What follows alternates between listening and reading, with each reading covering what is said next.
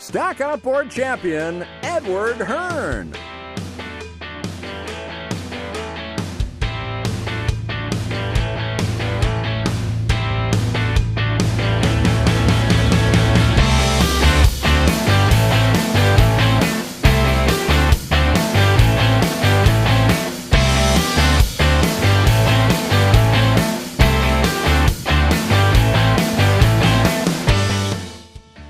Edward Hearn of Valparaiso, Indiana is back in the Hall of Champions again.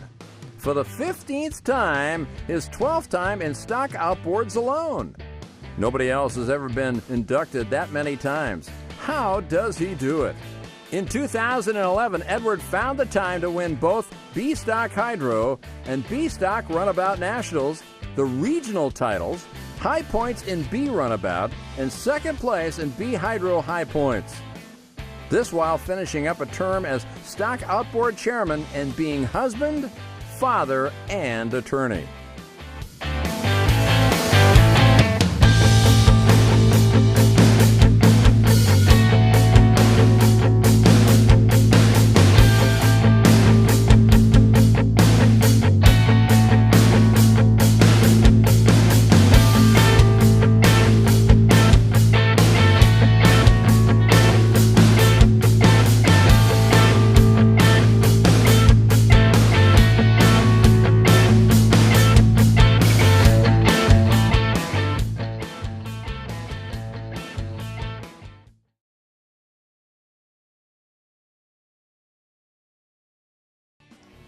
It was Dayton, Ohio.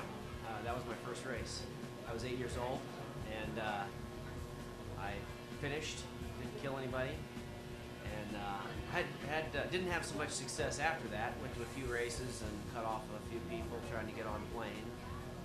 First Nationals was in Saranac Lake, New York in 1978, and I've been racing ever since. Oh, it was before the season was over. I can already tell you my brother will be at the top of that list. He's ordered a new boat, a bunch of new propellers, and I'm not getting a new boat. I'll probably take whatever his number 2 propeller is and just try to beat him with the second best stuff. I did it last year, so we'll try to do it again this year. Well, they say that winning isn't everything, it's the only thing, and I agree with that. I like to win. That doesn't mean that I'm upset if I don't win. I just consider not winning as a statement that I got to try to do something better or do something improve on what I did the last time. I'm not upset if I don't win, but I certainly like to win. Let's see. In runabouts, there's a handful of people. I really like racing against Billy Allen. I don't race against him anymore. But he and I ran APBA Runabout, which is similar to the B-Stock Runabout, for many years and had a lot of really big battles. In the hydro classes, I used to race Mark Mascaric all the time and really enjoyed racing against him. And so he was a lot of fun. Don't race against him anymore. He runs C, but I raced against him for probably 10 or 15 years. He was a very good, he is still a good, very good driver. Haven't done anything. So not hard at all? Not for B Runabout. And like I said, my brother's ordered another boat. I'm going to continue to use the one that I have, and I have started, going through the engines and making sure they're up to snuff to start the new season. But that's about it. Ordered a new hydroplane for the B Hydro class, so I'll have that. But other than that, I haven't done much. Well, they got to beat me to the first turn. And that's exactly what they're going to have to do. Congratulations, Ed. Thank you very much.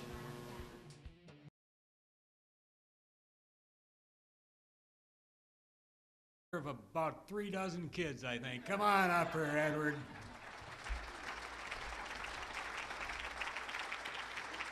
It's only 4. Thank you all very much. This sport and this organization gives us an opportunity to do something that's really good. And that's not only to get together and compete, but to get together and be around family and friends. And I started racing when I was 8 years old, but I went to my first boat race when I was only 2 weeks old, That was the Hinton, West Virginia Nationals in 1969. And I've been going to boat races all my life.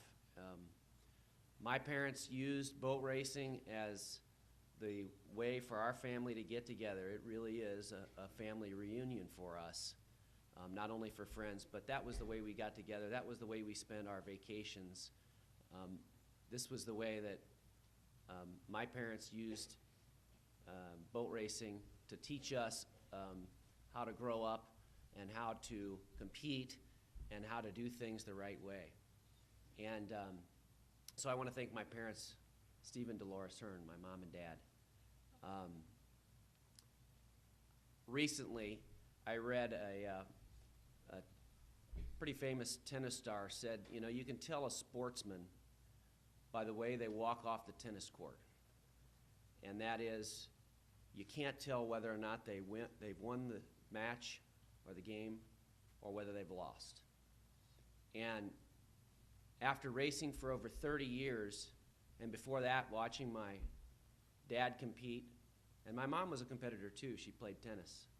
And I will tell you that I have never seen either one of my parents compete and then walk off the court or walk off the boat racing course and get angry at somebody else. I've never seen either one of them yell at somebody. I've never seen either one of them call somebody a name. And during my racing career, I tried to live up to that. I tried my best anyway. But Mom and Dad, I learned that from you. It really is a family affair for the Hearns.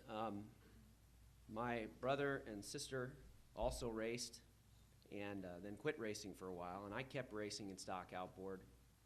Richard went on to do other things in OPC and then quit. And a couple years ago, I tried really hard to get both Beth and Richard back into boat racing by using their kids. Since I couldn't get them to come back, I figured I'd try the next best thing. Well, that eventually worked. And Victoria Chu started racing, and then Grant started racing, and Richard came back.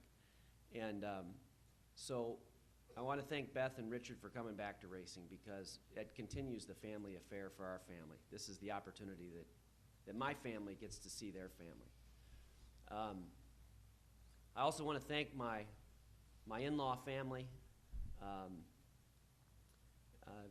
Joe Pater and Mary Pater. First of all, Joe for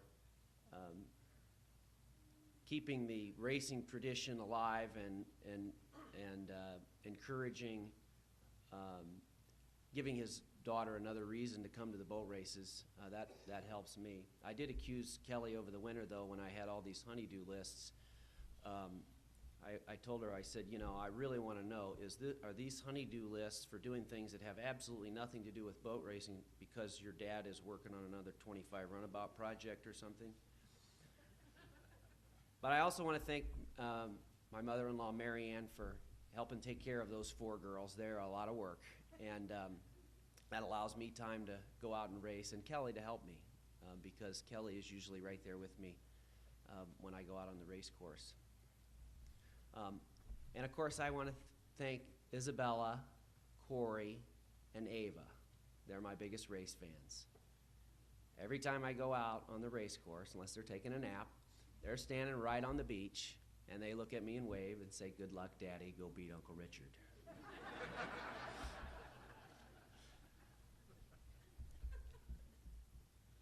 And of course, I want to thank my beautiful wife, Kelly.